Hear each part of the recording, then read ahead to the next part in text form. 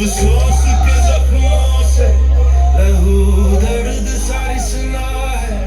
कैसी प्यास है, कैसी चाह, कैसी ये तृष्णा।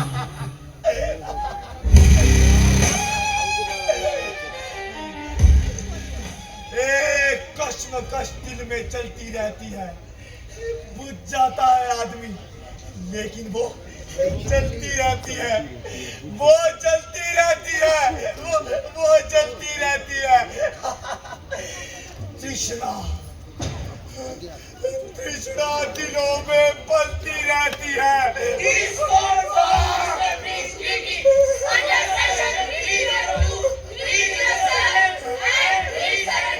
गुनाह किया है मैंने, गुनहगार हूं मैं। नहीं, मैं ये नहीं कर सकता, मैं साइन नहीं करूंगा। चले जाओ, चले जाओ, भगवान के लिए चले जाओ। वो नहीं जाएंगे, कभी नहीं जाएंगे। सुना ना तुम आ गए, देखो ना वो सब फिर से मेरा। मैंने आपसे कितनी बार कहा है डॉक्टर साहिबा, मुझे बार बार यहाँ मत बुलाया कीजिए। ऐसा मत कहो सुनैना, तुम्हारे अलावा मेरी हालत कोई नहीं जानता। वो आते हैं, खटाखट डराते हैं, मुझे सब कुछ साफ दिखाई देता है। ये सब तो आपके कर्मों का फल है, मैं जानती हूँ सुनैना, लेकिन अब मैं प्रायश्चित करना चाहती हूँ, मेरी मदद करो। आपके कर्मों का प्रायश्चित नहीं, सिर्फ सजा है जो आपको मिल रही है। लेकिन कोई है जो बेगुनाह होकर भी सजा भुगत रहा है 22 साल से। उसकी हकीकत बदलने में मदद कीजिए, शायद आपके सपने बदल जाएं। सुना है तुम जो कुछ को, मैं सब करने के लिए तैयार हूँ। तो भी ठीक है, अपना कहा याद रखिएगा, कल आपसे कोई मिलने आएगा।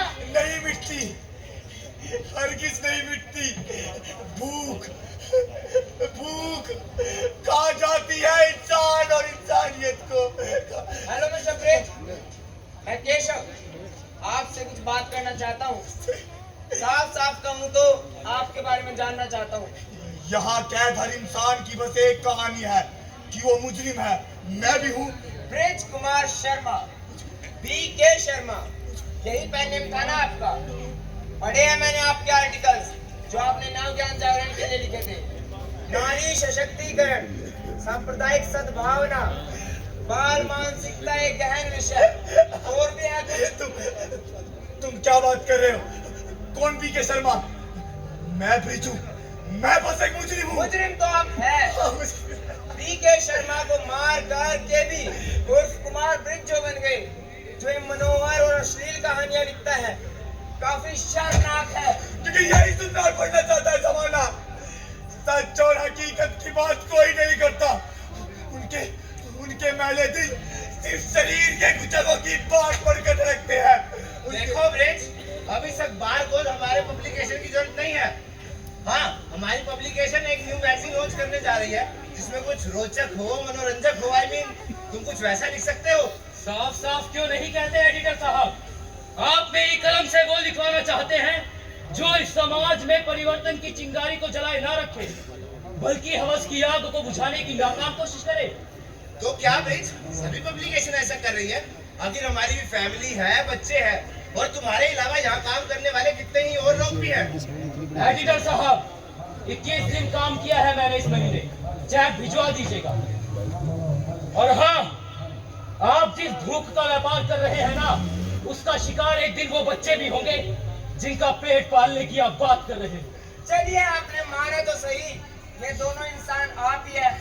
तो ये मैन ऑफ प्रिंसिपल उसूलों वाला BK शर्मा ये भी कैसे बन गया?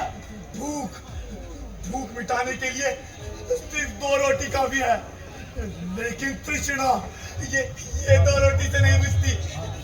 तुम केवी के बारे में जानना चाहते हो ना, तो सुनो, मेरी तृष्णा नहीं थी मेरी तृष्णा।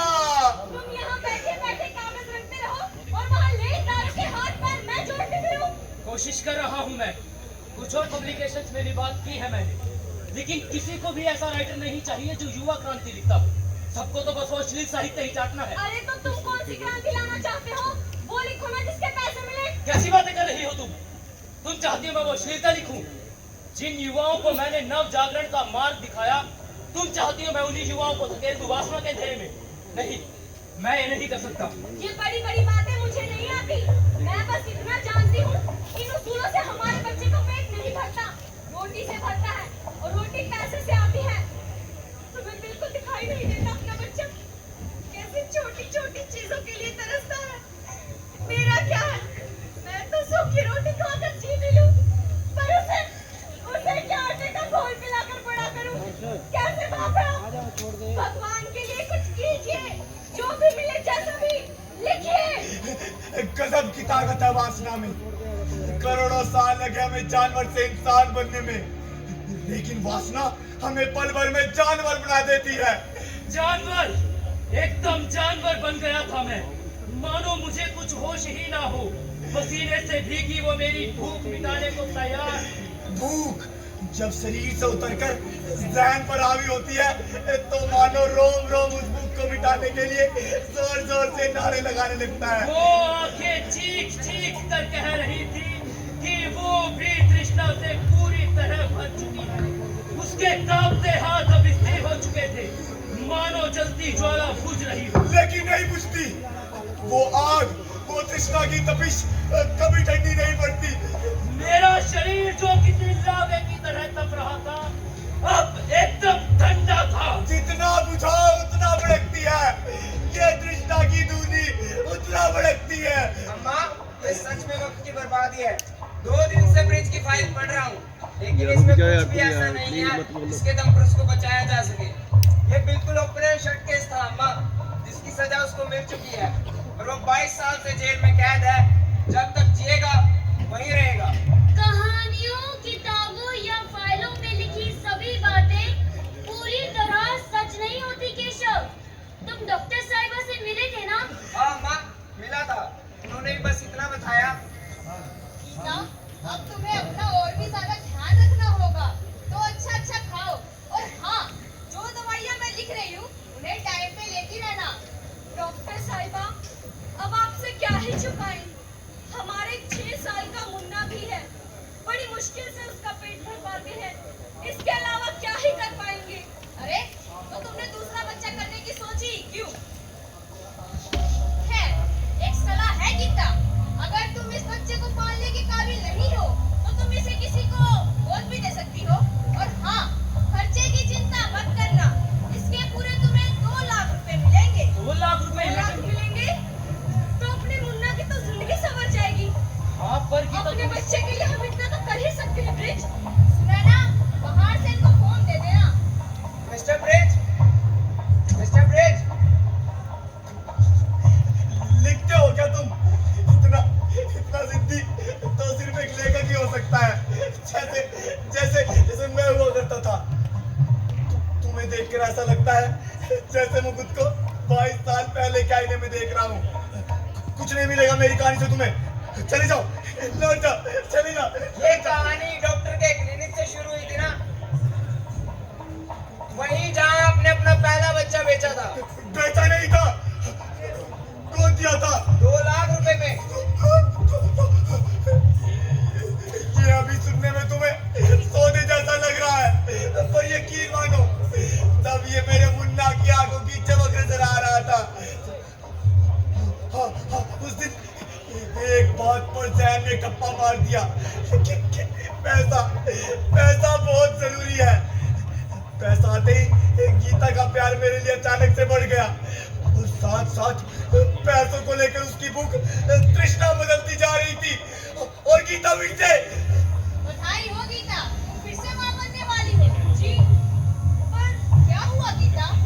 डॉक्टर साहिबा, जो कुछ भी हमारे पास है वो हम तीनों के लिए तो ठीक है, लेकिन अरे तो सोच क्या रही हो? अभी भी निसंतान जोड़ों की कमी नहीं है। अब तो फॉरेनर्स भी दिलचस्पी दिखाने लगे हैं, 5 लाख तक दे सकते हैं। 5 लाख? लेकिन ब्रिज नहीं मानेंगे। मैं मान जाऊं तो कैसे?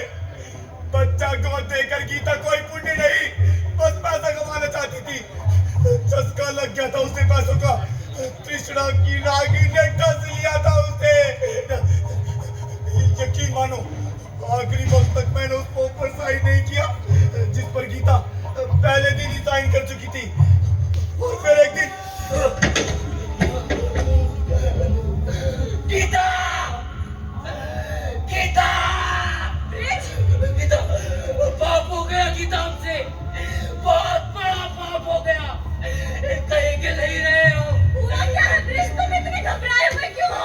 गीता वो डॉक्टर, उसने हमारा बच्चा किसी को गोद नहीं दिया, उसे बेच दिया। उन लोगों को जो बच्चों के भाग निकाल कर बेच देते हैं। हमने मार डाला गीता अपने बच्चे को, मार डाला गीता। गीता वो पुलिस सबको ढूंढ रही है। डॉक्टर को तो गिरफ्तार तक कर लिया। जिसने भी अपना बच्चा डॉक्टर को दिया सब पकड़े जाएंगे। हम भी नहीं बचेंगे गीता, हम भी नहीं बचेंगे, हम भी नहीं बचेंगे। पर हमने तो कुछ गलत नहीं किया ब्रिज। मुन्ना का क्या होगा? मेरा बच्चा अनाथ हो जाएगा, सड़कों पर भटकेगा। नहीं, कुछ करो ब्रिज, कुछ करो। अपना एक बच्चा तो मार डाला मैंने, अब दूसरे बच्चे को मौत जैसी जिंदगी के हवाले नहीं कर सकता। आने दो पुलिस को, मैं सब इल्जाम खुद पर ले लूंगा। तुम दोनों पर आज भी नहीं आने दूंगा। गीता, तुम एक काम करो, मुन्ना को लेकर गांव चली जाओ। आओ, तुम मुन्ना को लेकर गांव चली जाओ। मैं यहाँ सब संभाल लूंगा मैं यहाँ। नहीं ब्रिज, तुम्हारे बिना हम क्या करेंगे? तुम्हें कुछ हो गया तो हम दोनों का क्या होगा? कहाँ जाएंगे हम? ब्रिज, हम दोनों को ही घर और शहर छोड़ना होगा। चलो भाग चले यहाँ से। पर गीता तुम्हें साथ ब्रिज, वक्त नहीं है हमारे पास। धोनी किसी भी वक्त हमारा दरवाजा खटखटा सकती है। चलो ब्रिज, चलो। प्रायश्चित का वक्त आ गया डॉक्टर साहिबा। एक जुर्म जो बरसों पहले हुआ था, उसकी सजा काट रहा एक बेकसूर आपकी गवाही के इंतजार में है। सुनैना, मैं अपने सारे जुर्म कबूल करने के लिए तैयार हूँ, लेकिन वो लड़का केशव जो मुझसे मिलने आया था, तुम्हें लगता है वो ब्रिज की बेगुनाही साबित कर पाएगा? एक वकील के लिए शायद थोड़ा मुश्किल है, लेकिन क्या? ब्रिज के मामले में वो सिर्फ एक वकील थोड़ी ही है। मैं उम्मीद करती हूँ आप कोई कसर नहीं छोड़ेंगी। सही कहा था आपने। जिद्दी तो मैं हूँ, पर अफसोस लेखक नहीं हूँ, बल्कि वकील हूँ। और फिलहाल आपका वकील हूँ। मेरा वकील? हाँ, आपके 22 साल पुराने केस को रीओपन करने की अर्जी डाली है मैंने। और खुशी की बात यह है कि अदालत ने मंजूरी दे दी है। जब मैं खुद कबूल कर चुका हूँ कि मैं गुनहगार हूँ, तो अब किसी सुनवाई का क्या वजूद रहता है? क्या वजूद रहता है? सुना है तुमने मुझे झूठ कहा मुझसे अपने बारे में, अपनी पहचान के बारे में? क्यों जाननी है तुम्हें मेरी कहानी? क्यों साबित करना है कि मैं गुनहगार हूँ या नहीं? क्यों? लेखक है ना आप। हर कहानी को उसके अंजाम तक पहुंचाना फर्ज और कर्म होता है लेखक का। और आपके जीवन की सबसे बड़ी कहानी, आपकी खुद की कहानी का अंत ऐसे झूठा और अधूरा कैसे छोड़ सकते हैं? सही कहा था आपने, जिद्दी तो मैं हूँ। सच को जानने और बाहर लाने की जिद है मुझ में, ठीक वैसे ही जैसे आप में हुआ करती थी। मर चुका है वो ब्रिज। 22 साल पहले तुम सिर्फ खाली कब्र खोद रहे हो। तुम्हें निराशा के अलावा कुछ नहीं मिलेगा, कुछ नहीं मिलेगा। 2 हफ्ते बाद सुनवाई है, पछतावे को पीछे छोड़ सच कहिएगा। एक लेखक होने का फर्ज निभाइएगा। चलता हूँ, अब कोर्ट में मुलाकात होगी। वो कहानी जिसमें मेरा इतना हिस्सा है, पछतावे के सिवा और क्या किस्सा है? कैसी ये मजबूरी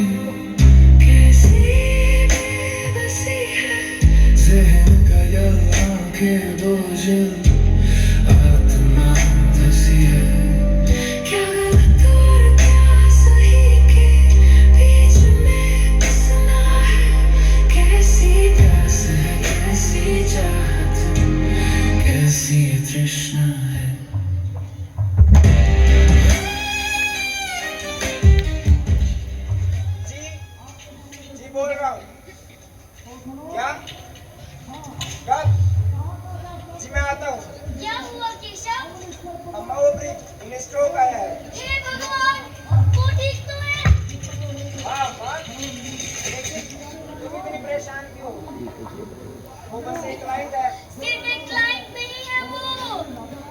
अम्मा तुम इतनी घबराई हुई क्यों? केस के पहले दिन से देख रहा हूँ आप बहुत बेचैन है ब्रिज को लेकर। क्या आप पहले से जानती है ब्रिज को? क्या संबंध है आपका उनसे? केशव! तो बताइए ना, क्या छुपा रही है आप मुझसे? 22 साल से जेल में कैद उस इंसान को कैसे जानती है आप?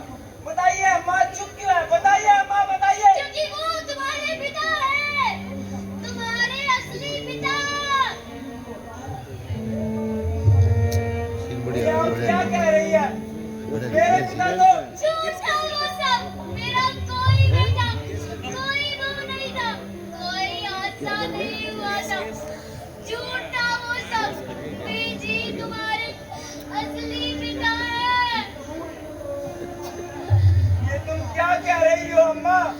हाँ केशव, तुम वही बच्चे हो जिसे ब्रिज ने डॉक्टर साहिबा को दिया था। तब मैं उनके ऑर्फनेज में काम किया करती थी। सभी गोद दिए गए बच्चे वहाँ 2 से 3-4 साल तक के रहते थे ताकि उनके ऑर्गन्स अच्छे से डेवलप हो सके। और यकीन मानो केशव, वहाँ हो रही गुनाह से मैं बिल्कुल अनजान थी कि डॉक्टर साहिबा बच्चों की ऑर्गन्स निकाल कर बेचती है। जब डॉक्टर साहिबा पकड़ी गई तो मैं तुम्हें सबकी नजरों से बचाकर वहाँ से दूर भाग आई। ये सब आपने मुझे पहले क्यों नहीं बताया? कैसे बताती? तुम्हें कोने गार्डन हर बार मुझे रोक देता था। पर जब जेल में डॉक्टर शर्मिष्ठा की हालत देखी तो मुझे एहसास हुआ कि कहीं ना कहीं मैं भी गुनहगार हूँ। इसलिए मैं चाहती थी कि तुम ब्रिज को बेगुनाह साबित करो ताकि उसके बाद मैं तुम्हें सच बताकर अपने मन का बोझ हल्का कर सकूं। हो सके तो मुझे माफ कर देना केशव।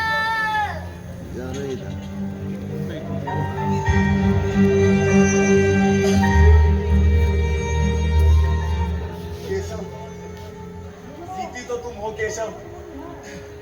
जहाँ भी मेरा पीछा नहीं छोड़ा ना, मैंने तुम्हें एक लेखक समझा, अपनी कहानी बयां करनी चाहिए। लेकिन ना तो तुम लेखक निकले और ना मैं कोर्ट पहुंच पाया। ना जाने कैसा नसीब है हम दोनों का केशव। हर बार कहानी अधूरी रह जाती है। अधूरी कहानी की सबसे अच्छी बात यही तो है कि उसमें उम्मीद बनी रहती है कि अब सब ठीक हो जाएगा। मैं कोई लेखक तो नहीं, पर अब आपकी कहानी का हिस्सा हूँ। हम सब किसी ना किसी की कहानी का हिस्सा होते हैं केशव। तुम इस कहानी की सच्चाई जानना चाहते हो ना? मैं बताता हूँ तुम्हें क्या हुआ था 22 साल पहले। उस डॉक्टर के पकड़े जाने के बाद पुलिस उन सभी लोगों को ढूंढ रही थी जिन्होंने अपना बच्चा उस डॉक्टर के हवाले कर दिया था। मैं और गीता भी डर के मारे मुन्ना को लिए भाग रहे थे। एक रात हम तीनों सुनसान फाटक पार कर रहे थे कि मुन्ना का पाँव रेलवे ट्रैक पे आ गया। बाबा, मुन्ना, बाबा मेरा पैर बाबा निकल जाएगा। मुन्ना, तो सो जा, सोना है कि निकल जाएगा। पर पैर मुन्ना से फंसा हुआ है। गीता, मैं पूरी कोशिश कर रहा हूँ। बाबा बहुत दर्द हो रहा है बाबा। कुछ नहीं हुआ मुन्ना, बाबा है ना। गीता, पैर मुन्ना से फंसा हुआ है। बाबा मुझे निकालिए। कुछ नहीं हुआ मुन्ना। गीता, अभी तो तेरा बच्चा कहाँ है? मैं पूरी कोशिश कर रहा हूँ गीता, तो यार।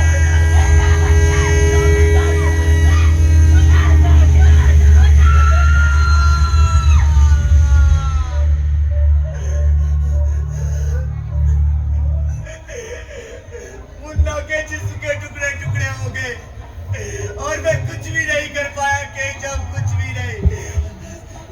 बहुत मुश्किल से मैंने खुद को और गीता को संभाला और एक सुनसान तबेले में गीता को लेकर पहुंचा। मार डाला। मैंने अपने बच्चे को मार डाला। ब्रिज, एक काम करो, तुम मुझे भी मार डालो। मैं ऐसे नहीं जी सकती ब्रिज। मार डालो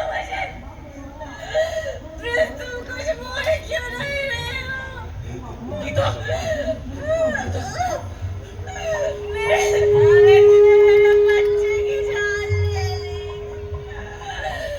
सब तबाह कर दिया मैंने। गीता, तुम ठीक हो ना गीता? होश में गीता, होश में। चलो चलो, मैं तुम्हें अस्पताल लेकर चलूं। नहीं नहीं नहीं प्लीज, अस्पताल नहीं। तुम आ जाएंगे तो जरूर पकड़े जाएंगे। अपने बच्चे के बाद वो तुम्हें नहीं खो सकती प्लीज। पर गीता, तुम्हें इस हालत में कुछ हो गया तो? कुछ नहीं होगा मुझे, कुछ नहीं होगा प्लीज प्लीज, मुझे माफ कर देना प्लीज। मैंने तुम्हारे साथ बहुत गलत किया है। नहीं गीता, मैं भी गुनहगार। नहीं प्लीज, तुम्हारा कोई दोष नहीं, सारी गलती मेरी है।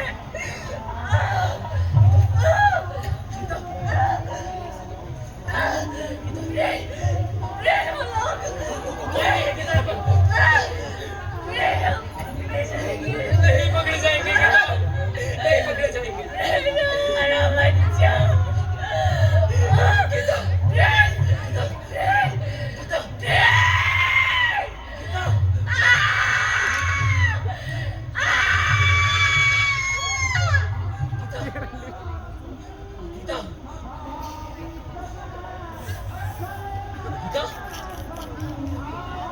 गीता, गीता, गीता, गीता, गीता, गीता, गीता।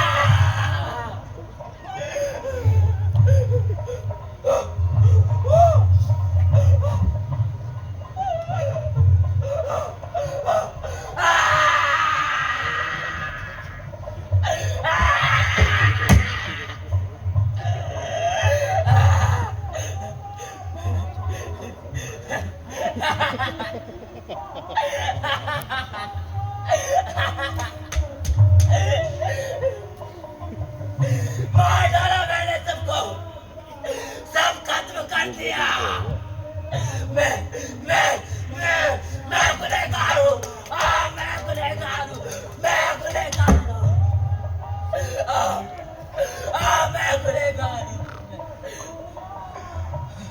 नहीं नहीं, मैं नहीं। वो तृष्णा, मैं नहीं वो। और उस रात मैंने अपना पूरा परिवार खो दिया। हाँ, ये सच है कि मैंने उन्हें नहीं मारा, पर तुम्हें क्या लगता है कौन है उनका कातिल? ये सब समझने के लिए आज मेरी सोच बहुत छोटी पड़ गई। इंसान के हालात शायद उसके बस में कभी नहीं होते, पर वो फैसले जरूर होते हैं जो वो उन हालातों में लेता है। गलती चाहे किसी की भी हो, लालच चाहे किसी का भी हो, मैं उसमें बराबरी का हिस्सेदार हूँ। मुझे जेल में रहकर प्रायश्चित करने दो, यही मेरी कहानी का अंत होगा। मुझे बेगुनाह साबित करने की जिद छोड़ दो केशव, छोड़ दो। शायद आप सही कह रहे हैं, जेल से बाहर की इस दुनिया में आपके लिए कुछ बचा ही नहीं। लेकिन मैंने कहा था, अधूरी कहानी में उम्मीद हमेशा बनी रहती है। अपने जिस बच्चे को आपने डॉक्टर शर्मिष्ठा को दिया था, वो बच्चा जिंदा है और आपके सामने है। हाँ बाबा, मैं केशव प्रिंस कुमार शर्मा, मैं आपका बेटा हूँ बाबा, आपका बेटा हूँ बाबा, तभी तो इतना जिद्दी हूँ। क्या सुने कोई गूंगी चीख देखे, बेबसी में अपने देखे। कौन जाने खुदा को क्या नसीब में लिखना है, कैसी प्यास है, कैसी चाहत, कैसी ये तृष्णा है।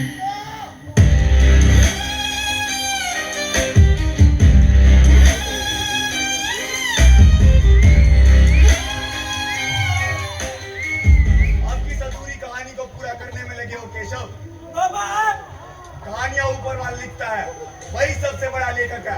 मेरी कहानी खत्म हो गई है, तो अब कौन सा नया मोड़ लाना चाहते हो? कहानियां इसीलिए कही जाती है बाबा ताकि उनसे सीखा जा सके, अपने और समाज के अंदर एक परिवर्तन लाया जा सके। नव जागरण कॉलम के लेखक की तरह बात कर रहे हो, पर क्या तुम ऐसा कर पाओगे? कहानी में क्या होगा ये हमारे हाथ में थोड़ी ही है, हम तो बस कहानी के पात्र होते हैं। जैसे आपने जेल में रहकर अपना पात्र बखूबी निभाया, दीवारों पर लिखते रहे, अब मेरा काम शुरू हुआ है। आपने जिस तृष्णा के अंधेरे के खिलाफ मशाल जलाई है, उसकी रोशनी मुझे हर किसी तक पहुंचानी है, हर किसी तक पहुंचानी है। क्या पहुंचाना है केशव और कहाँ? अम्मा, नवचेतना पब्लिकेशन बाबा की राइटिंग छापने के लिए तैयार है। उन्हें तृष्णा का कॉन्सेप्ट बहुत पसंद आया। देखो अम्मा, बाबा ने लिखा है, इंसान को अक्सर लगता है उसका अच्छा या बुरा होना उसके हालात तय करते हैं, लेकिन ऐसा नहीं है। उसका अच्छा या बुरा होना उसके फैसले तय करते हैं। वो फैसले जो हम अपनी तृष्णा को शांत करने के लिए लेते हैं, या वो फैसले जो हम इंसानियत के लिए लेते हैं केशव। इस संसार में हो रहे अपराध की वजह तृष्णा ही है। तृष्णा जो एक लालच से भरे इंसान को बहरा कर देती है, जिसे उस मजबूर गरीब की चीखें तक सुनाई नहीं देती, जिसका हक वो निकल रहा होता है। तृष्णा जब द्वेष और ईर्ष्या को सुलगाती है, तो भाई भाई का कत्ल करने से पहले एक पल के लिए भी नहीं सोचता। तृष्णा खा जाती है सारी इंसानियत और बचते हैं बस हवस के जानवर। तृष्णा को मिटाने की हर कोशिश उसे और बढ़ाती है, धस जाती है इंसान की रूह तक तृष्णा के दलदल में। धंस गई है रूह तक तो और अब क्या धंसना है, सन गई परछाई भी तब न ये मिटना है। तृष्णा का ये दंश गहरा हर जख्म से जहर रसना है, कैसी प्यास है कैसी चाहत कैसी तृष्णा है।